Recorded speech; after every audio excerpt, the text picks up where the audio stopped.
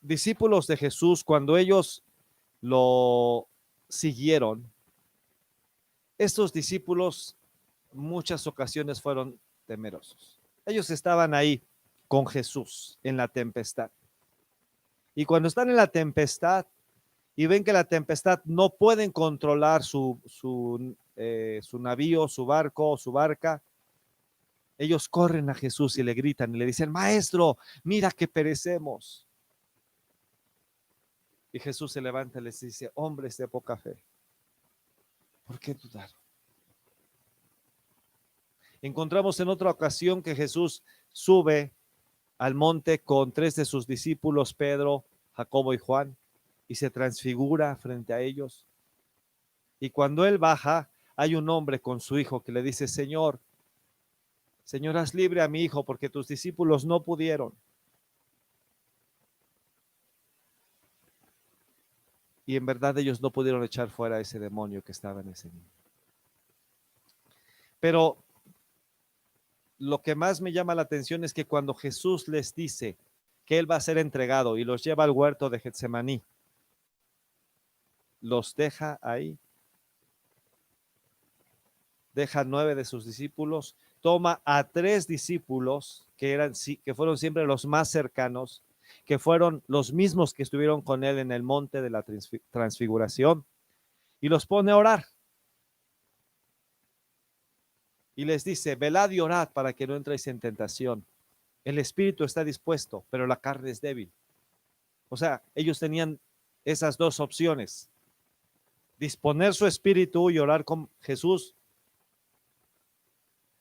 o darse por vencidos ahí con la carne. Y efectivamente, después de que Jesús va a orar, cuando él regresa, los halla que están durmiendo. Y les dice: no pudieron orar, no pudieron velar y orar 1 hora conmigo. Y Jesús sigue orando, pidiendo al Padre la fortaleza, que se haga su voluntad, aunque él como hombre no quería padecer la muerte de cruz. Y finalmente, cuando llegan a aprenderlo, sus discípulos huyen, lo abandonan. La pregunta es: con estos hombres y con estas características o con estas situaciones, ¿se iba a cumplir el propósito de Dios? Lo que Jesús vino a hacer. Él dijo: porque el Hijo del Hombre no vino a ser servido, vino a servir y a dar su vida por muchos. Así que algo sucedió. Y eso es lo que aparece en el libro de Hechos. Atención que en el versículo Hechos capítulo 1, dice en el versículo 1 que ya había un primer tratado enviado a Teófilo. Lucas escribió su evangelio, el evangelio de Lucas fue el primer tratado que él escribió a Teófilo. Y aquí le dice que en ese primer tratado le habló acerca de todas las cosas que Jesús comenzó a hacer y a enseñar. Fíjense, comenzó. ¿Qué se implica cuando se dice que comenzó? Que hay una continuación, ¿sí? Comenzó a hacer y a enseñar. Y eso fue hasta el día en que fue recibido arriba, después de haber dado mandamientos por el Espíritu Santo a los apóstoles que había escogido. Desde ahí ya aparece el Espíritu Santo en el libro de los Hechos. Dice que les dio mandamientos por el Espíritu Santo. Dice en el 3 que se les presentó después de haber padecido vivo con pruebas indubitables y que durante 40 días les habló acerca del reino de Dios. Bien. Versículo 4 dice: y estando juntos, les mandó que no se fueran de Jerusalén, sino que esperasen la promesa del Padre, la cual les dijo: oísteis de mí. Porque Juan ciertamente bautizó con agua, mas vosotros seréis bautizados con el Espíritu Santo dentro de no muchos días. ¿Qué era lo que iban a recibir ellos? El bautismo en el Espíritu Santo. Así que vean, la promesa del Padre era: derramaré de mi espíritu sobre toda carne. ¿Correcto? Ahora, la promesa que hace Jesús es la misma promesa, pero con este enfoque. Dice: vosotros seréis bautizados con el Espíritu Santo. Así que es una promesa del Padre y ahora es una promesa también de Jesús. ¿Sí? Y Juan el Bautista lo había dicho, yo los bautizo en agua, pero el que viene después de mí, ese los va a bautizar en el Espíritu Santo y en fuego. Así que cuando el Señor les dice esto, a mí me llama la atención porque veamos, dice el 6. Entonces los que se habían reunido le preguntaron diciendo: Señor, ¿restaurarás el reino a Israel en este tiempo? ¿Qué era el pensamiento que ellos tenían? Bien, aquí había un detalle. Había profecías acerca de Jesús, el Mesías, acerca de el descendiente de David, que vendría y juzgaría las naciones con vara de hierro y sería el libertador de su pueblo. Aunque también había profecías de que él sería molido por nuestros pecados, que el castigo de nuestra paz sería sobre él y que por su llaga seríamos curados. Pero no les era tan claro. Lo que ellos estaban esperando más bien era el Mesías que iba a restablecer el reino. Cuando Jesús había ido a la cruz, ellos habían perdido esa esperanza. Ellos habían pensado, pues quién sabe qué pasó con él. Creíamos que era el Mesías, pero creo que no. Cuando Jesús resucita, vuelve la idea, vuelve la incógnita y viene la pregunta: Señor, ahora que ya resucitaste, ¿vas a levantarte y vas a gobernar? Y la respuesta de Jesús es esta. Y les dijo: no os toca a vosotros saber los tiempos o las sazones que el Padre puso en su sola potestad. Pero recibiréis poder cuando haya venido sobre vosotros el Espíritu Santo, y me seréis testigos en Jerusalén, en toda Judea, en Samaria y hasta lo último de la tierra. Entonces, el libro de los Hechos trata acerca de esta transformación de hombres normales que amaban a Dios, que querían servirlo, pero que no tenían la capacidad, no tenían el poder. Así que estos hombres recibieron una promesa, que el Espíritu Santo vendría sobre ellos y les daría poder para ser testigos. Y bien podremos estudiar el libro de los Hechos con base en este versículo. Me seréis testigos en Jerusalén, en toda Judea, en Samaria y hasta lo último de la tierra. Y efectivamente, Hechos, desde este capítulo 1 hasta el 8, nos habla de lo primer, de cuando la iglesia nació ahí en Jerusalén.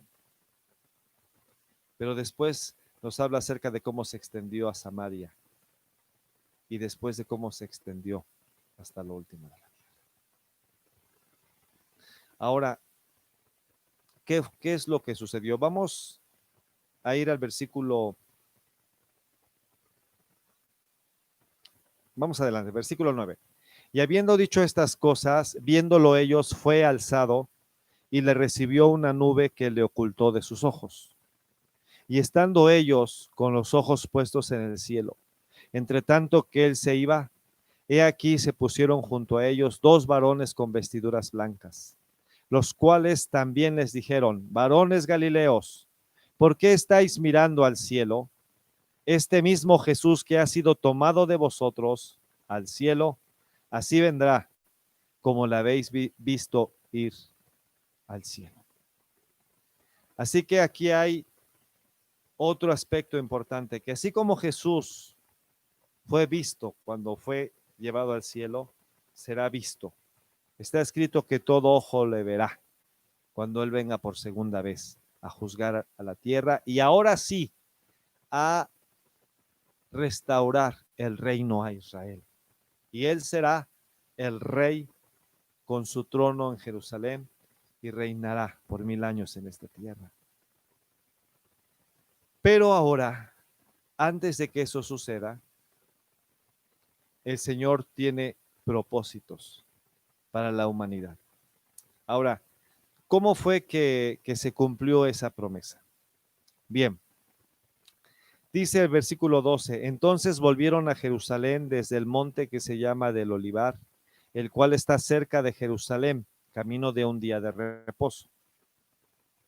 Y entrados subieron al aposento alto donde moraban Pedro y Jacobo, Juan, Andrés, Felipe, Tomás, Bartolomé, Mateo, Jacobo, hijo de Alfeo, Simón el celote y Judas, hermano de Jacobo.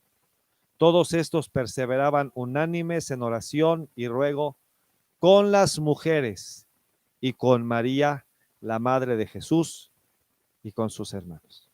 Ahora, algo, hermanos, que me llama la atención y espero que esto lo valoren las mujeres, aquellas que han decidido entregar su vida a Jesús y que de verdad lo quieren servir y que de verdad quieren caminar con Él. Dice aquí que estos discípulos de Jesús, solamente faltaba Judas, porque había entregado al Señor. Todos estos perseveraban unánimes en oración y ruego. ¿Cómo estaban? Unánimes en oración y ruego.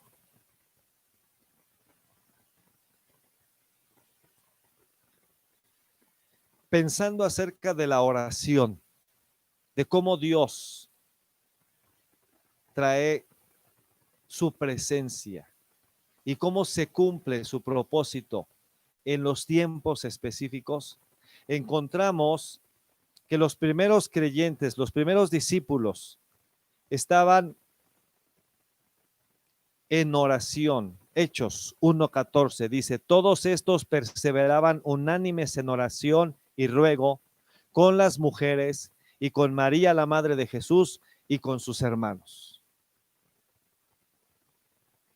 Lo que va a suceder en el capítulo 2, cuando viene el Espíritu Santo, y todos son llenos del Espíritu Santo, y podemos decir que en ese momento nace la iglesia, y todos por igual son llenos, y todos por igual son utilizados en las manos del Señor, aunque cada uno con diferente propósito, pero aquí sucedió algo.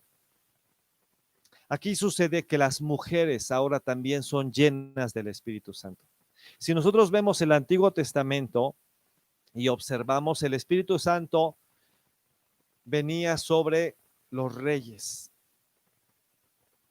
venía sobre los sacerdotes, venía sobre los profetas, todos ellos hombres. Y referente a las mujeres, el Espíritu Santo solo vino sobre algunas mujeres, sobre algunas profetisas. No sé qué tanto tuvo que ver la cultura, No sé cuánto pesó cómo veían a la mujer, sobre todo en aquellos tiempos y en el oriente. Pero no vemos, sino hasta el tiempo de Jesús, que Jesús considera a las mujeres parte de sus seguidores. De hecho, a ellas son a las que se les aparece primero resucitado. Y ahora vamos a ver en el libro de los Hechos cómo también ellas son llenas del Espíritu Santo y reciben la misma bendición y la misma promesa que todos. Porque ahora para el Señor no hay diferencia entre hombre y mujer. Aunque para funcionar el Señor estableció apóstoles y profetas, y en su mayoría fueron varones, hombres, los que llevaron el liderazgo de la iglesia. Pero la mujer pudo en diferentes formas también servir a Dios y lo puede hacer ahora. Y principalmente de esta manera. Perseveraban unánimes en oración. Los versículos 15 al 26 nos habla acerca de la elección de Matías como el apóstol que faltaba, que tomó el lugar de Judas. Pero vamos a Hechos capítulo 2. Dice en Hechos capítulo 2. Cuando llegó el día de Pentecostés, estaban todos unánimes juntos. Y de repente vino del cielo un estruendo, como de un viento recio que soplaba, el cual llenó toda la casa donde estaban sentados. Y se les aparecieron lenguas repartidas como de fuego, asentándose sobre cada uno de ellos. Y fueron todos llenos del Espíritu Santo, y comenzaron a hablar en otras lenguas, según el Espíritu les daba que hablasen. Moraban entonces en Jerusalén judíos, varones piadosos de todas las naciones bajo el cielo.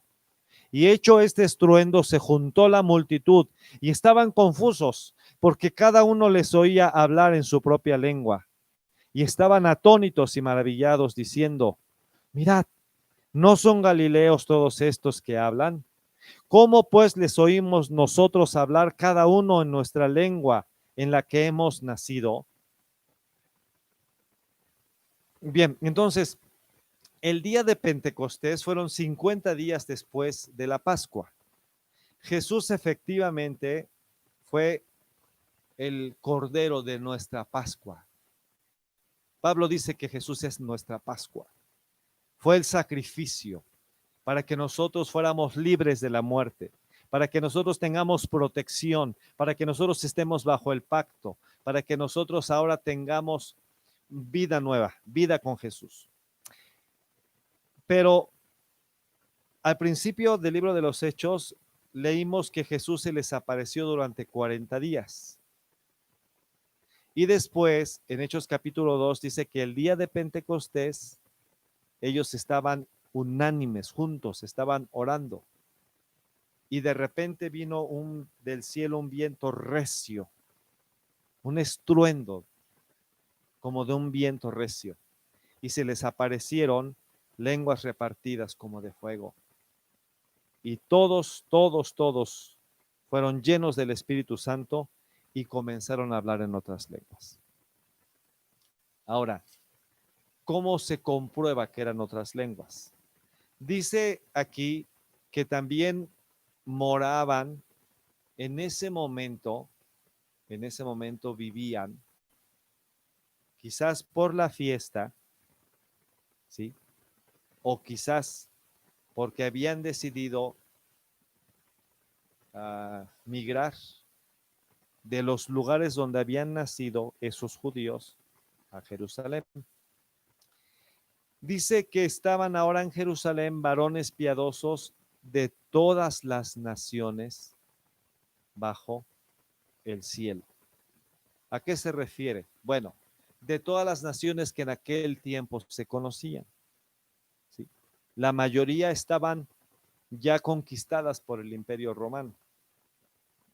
Todas estas naciones algún día o muchos años atrás habían visto llegar a judíos desterrados. Cuando el pueblo de Israel, después de que sus reyes se corrompieron junto con sus sacerdotes y sus profetas, y la idolatría entró a la nación, incluso llegó al templo glorioso que había sido construido por Salomón, y donde Dios había prometido escuchar la oración, y donde Dios se manifestaba y respondía a las oraciones, y donde Dios perdonaba cuando el pueblo se humillaba y le traía sacrificios. Aquel lugar llegó a tal condición que el Señor envió profetas diciendo que iba a mandar un juicio, entre ellos el profeta Jeremías. Y ese juicio no pudo detenerse porque la idolatría había llenado de tal manera, junto con todo lo que implicaba la idolatría, todo tipo de injusticia, todo tipo de maldad. Y vino un pueblo, la nación de Babilonia. Y esta nación, bajo el gobierno de Nabucodonosor, conquistó a los judíos, destruyó el templo y fueron desterrados. La virtud que tuvieron los judíos es que se mantuvieron en su pureza como pueblo. Entre ellos se casaron, entre ellos siguieron viviendo, y entonces en las diferentes naciones donde ellos fueron desterrados, ahí se establecieron comunidades de judíos. De hecho, después ahí es donde ellos se ponen a estudiar las escrituras juntos y se forman las sinagogas. Las sinagogas eran lugares de reunión, de estudio de la escritura del Antiguo Testamento de los judíos, que ellos llamaban el estudiar la ley y los profetas. Así lo vamos a encontrar más adelante en el libro de los Hechos. Pero cuando cerca del tiempo de Jesús se vuelve a reconstruir el templo, ahora es un templo que construyó el rey Herodes y en el que Jesús predicó y que Jesús purificó 2 veces. Ahora ahí se hacían las fiestas. Y el día de Pentecostés, que significa 50, porque eran 50 días después de la Pascua, era también llamada la fiesta de las cosechas. Era para darle gracias a Dios, porque ahora había el grano que había muerto, ahora había venido a vida. Por eso es que Jesús escogió esa fecha, para ahora empezar una nueva etapa, una nueva vida. Iba a dar vida a través del Espíritu Santo. E iba a mostrar cuál es su plan final. Que todo aquel que en él crea no se pierda, mas tenga vida eterna. Que seamos hechos discípulos de entre todas las naciones. Así que en esa fiesta están judíos piadosos que aprendieron su idioma, una lengua materna, allá cuando estaban entre las naciones. Y aquí a partir del versículo 9 menciona, dice, partos, medos, elamitas, y los que habitamos en Mesopotamia, en Judea, en Capadocia, en el Ponto y en Asia, en Frigia y Panfilia, en Egipto y en las regiones de África, más allá de Cirene, y romanos aquí residentes, tanto judíos como prosélitos, es decir, como convertidos al judaísmo. Cretenses y árabes, les oímos hablar en nuestras lenguas las maravillas de Dios. Así que estos creyentes, al ser llenos del Espíritu Santo, empezaron a hablar otras lenguas, y fueron lenguas reales que ellos empezaron a expresar y hablar. las maravillas de Dios. Empezaron a hablar acerca del plan de Dios, acerca de la salvación, acerca de Jesús seguramente. Y entonces empezó a haber diferentes reacciones. Entre ellas, dice el versículo 12, que estaban todos atónitos y perplejos, diciendo unos a otros, ¿qué quiere decir esto? Mas otros burlándose decían, están llenos de mosto.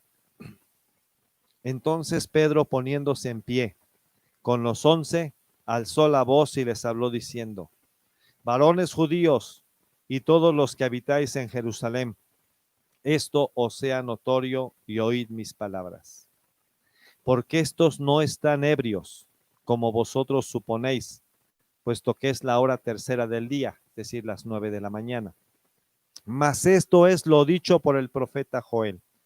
Y en los postreros días, dice Dios, derramaré mi espíritu sobre toda carne, y vuestros hijos y vuestras hijas profetizarán, vuestros jóvenes verán visiones, y vuestros ancianos soñarán sueños. Y de cierto sobre mis siervos y sobre mis siervas, en aquellos días derramaré de mi espíritu y profetizarán. Y daré prodigios arriba en el cielo y señales abajo en la tierra, sangre y fuego y vapor de humo. El sol se convertirá en tinieblas y la luna en sangre, antes de que venga el día del Señor grande y manifiesto. Y todo aquel que invocar el nombre del Señor será salvo. Y todo aquel que invocar el nombre del Señor será salvo. Ahora la salvación es para todo aquel que invoque el nombre del Señor. Así que aquí nace la iglesia. Aquí vemos un cambio y una transformación de estos hombres. Y cuando estemos estudiando el libro de los Hechos y estemos viendo todo lo que aconteció, todo lo que el Espíritu Santo estuvo haciendo y cómo fue dirigiendo y cómo fue fortaleciendo y cómo fue respaldando a los nuevos creyentes.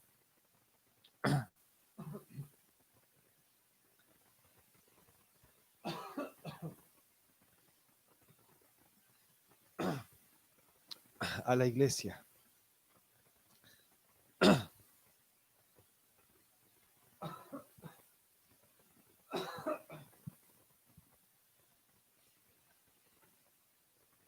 Nosotros vamos a ver lo que Dios hizo.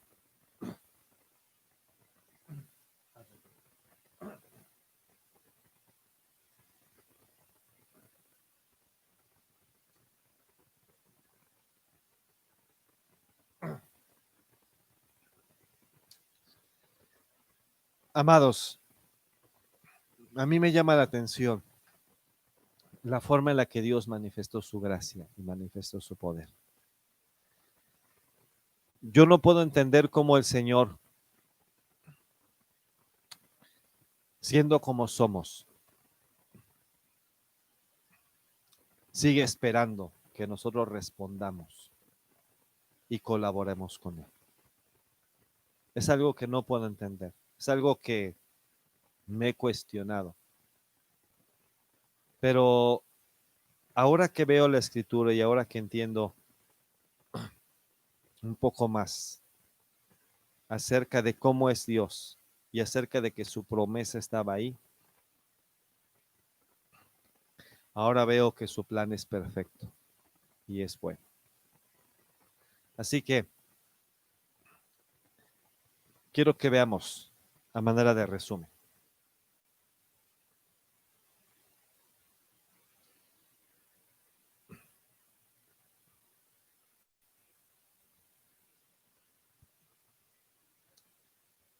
Cumplimiento de la promesa del Padre en los Hechos de los Apóstoles. Nosotros encontramos cómo antes de que los discípulos, de que los primeros creyentes fueran llenos del Espíritu Santo, encontramos en los evangelios a los discípulos temerosos cuando enfrentaban situaciones adversas y el maestro no estaba ahí para ayudarles. Vemos a discípulos que cuando se trataba de que ellos oraran, no tenían la fuerza. eran débiles para buscar a Dios, eran débiles para estar humillados delante del Padre, para clamar y para ver ellos mismos milagros. Y por consiguiente, en ocasiones actuaron sin poder. Finalmente abandonaron al Señor y negaron a su Maestro. No tuvieron la fuerza para estar con Él en los momentos más difíciles que Jesús se enfrentó. ¿Cómo es que entonces cambió esto?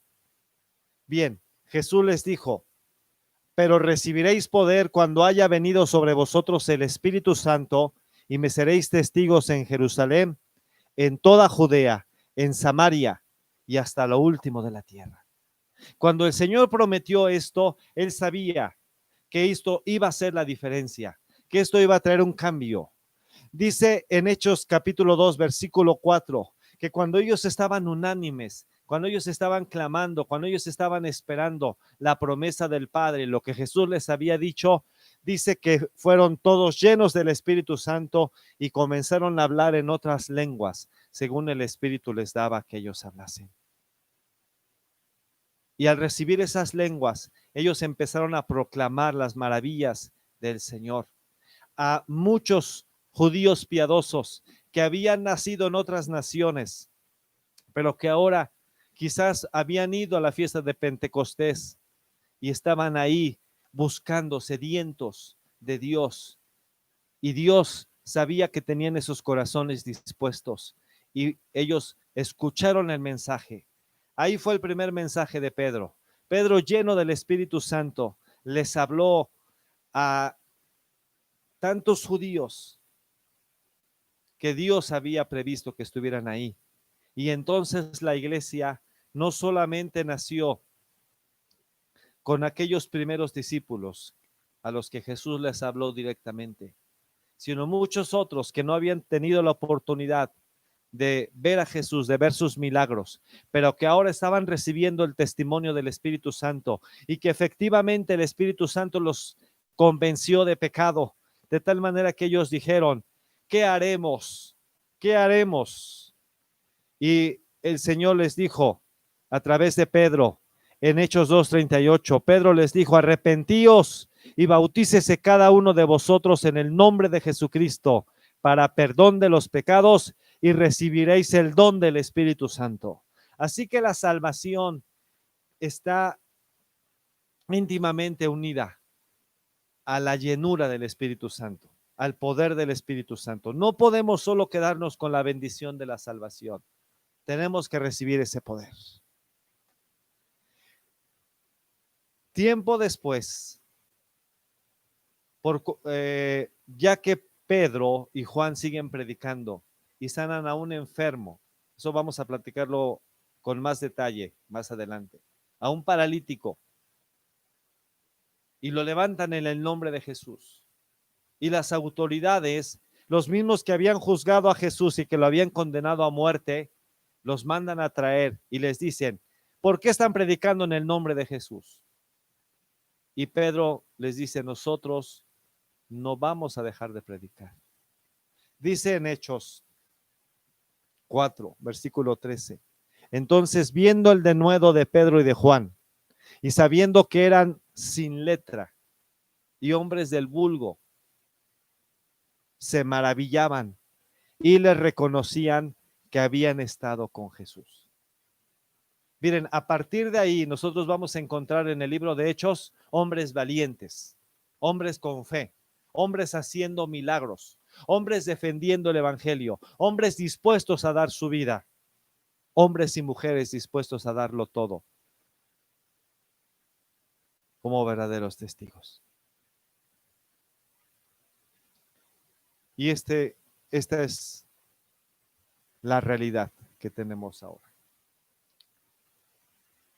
Pedro dijo que el Espíritu Santo llenando a los primeros discípulos y el Espíritu Santo llenando a nosotros que somos los últimos discípulos es la promesa. En los postreros días, dice Dios, derramaré de mi espíritu sobre toda carne. Sin embargo, cuando nosotros vamos a la segunda carta de Pablo a Timoteo, vamos al capítulo 3. Pablo le dice, también debes saber esto, que en los postreros días vendrán tiempos peligrosos. Aquí hay dos cosas. En los postreros días hay una promesa, derramaré de mi espíritu. Pero también en los postreros días, tiempos peligrosos.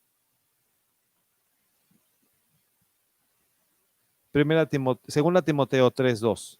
Porque habrá hombres amadores de sí mismos, avaros, vanagloriosos, soberbios, blasfemos, desobedientes a los padres, ingratos, impíos, etcétera. 4, traidores, impetuosos, amadores de los deleites más que de Dios. Y 5 es importante.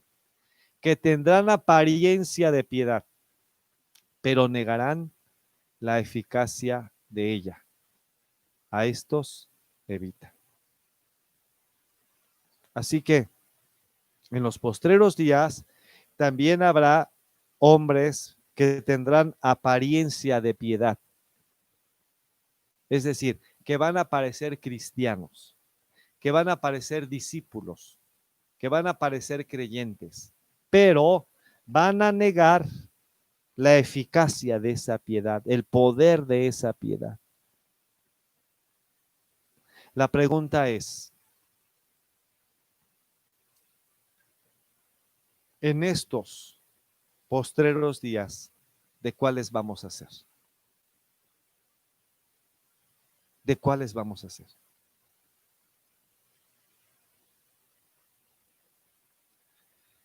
Porque Jesús, hablando en una parábola, dijo que un hombre salió a sembrar y sembró buena semilla en su campo.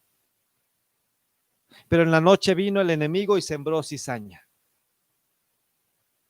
Y cuando brotó y empezó a crecer, los siervos del Señor que había sembrado la buena semilla le dijeron, mira, Señor, salió cizaña, hierba mala, se parece al trigo, pero no lo es. La arrancamos. Y el Señor dijo, no, dejen que crezca juntamente el trigo y la cizaña. Pero cuando sea la cosecha, ahí vamos a separar el trigo de la cizaña. Postreros tiempos, postreros días, Jesús viene por segunda vez. Y en la segunda venida incluye el arrebatamiento. El arrebatamiento es su venida sin llegar a la tierra. Jesús va a llegar a las nubes y ahí nos va a esperar. Ahí espera a su novia, a todos los verdaderos creyentes llenos del Espíritu Santo, que serán llenos en los últimos días. Ahí nos vamos a reunir con Él para ir a las bodas del Cordero. Ahí es donde va a ser la cosecha.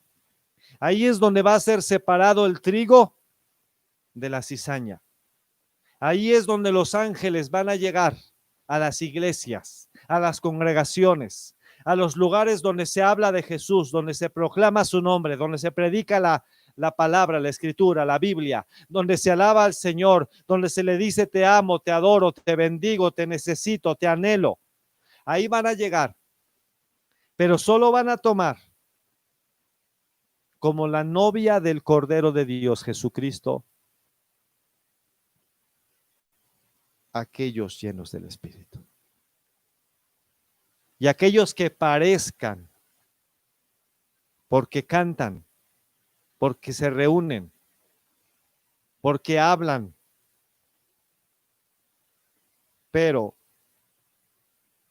aunque tengan esa apariencia, con sus hechos nieguen, con su vida privada, con su vida oculta, con su segunda vida, donde nadie los ve, hablen mentira, tengan resentimiento, tengan indiferencia, vivan con inmoralidad.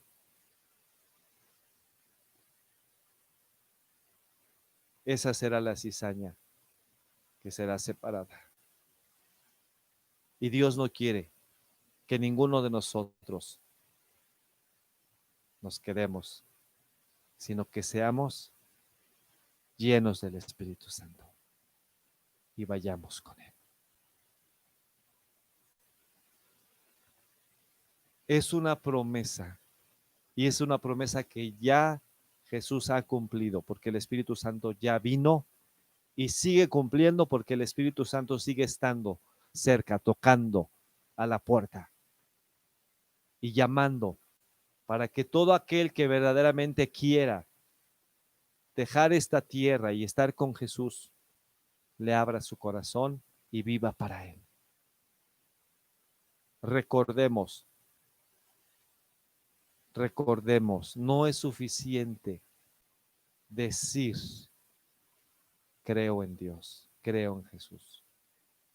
Dice, porque con el corazón se cree y con la boca se confiesa para ser salvo. Son ambas cosas. No podemos solo confesar, tenemos que creer y tenemos que ser transformados. Estos hombres fueron transformados. Nosotros tenemos que ser transformados y llenos de poder. Y si no estamos viviendo todavía en esa dimensión de poder, es tiempo de buscarle. Es tiempo, es tiempo. He aquí yo estoy a la puerta y llamo. Si alguno oye mi voz y abre la puerta, dice Apocalipsis 3:20, dice Jesús, entraré a él y cenaré con él y él conmigo. Dile, Jesús, Espíritu Santo, hoy decido ser genuino. Hoy decido humillarme y buscarte en oración hasta ser lleno de ese poder y vivir en ese poder. Si no tengo ese poder, no puedo vencer el pecado. Si no tengo ese poder, no puedo ver los milagros, no puedo ver las sanidades. Si no tengo ese poder, no puedo vencer mis propios retos. Si no tengo ese poder, no puedo ser un testigo y hablar de ti. Pero si tengo ese poder, entonces seré tu testigo también, como me toca ahora, hasta lo último de la tierra. Ayúdanos, amado Espíritu, en el nombre de Jesucristo, nuestro Rey y nuestro Señor. Amén y amén.